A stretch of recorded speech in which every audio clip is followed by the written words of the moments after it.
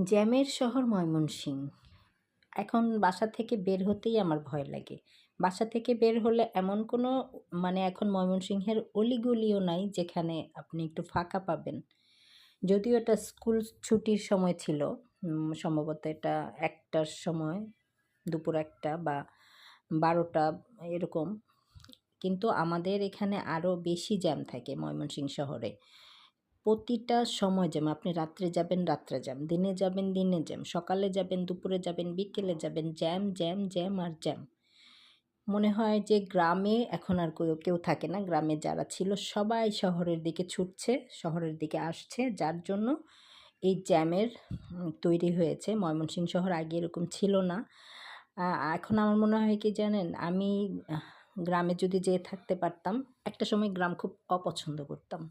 But এখন মন চায় গ্রামে যেয়ে থাকি। এই জ্যামের শহর আর ভালো লাগে না।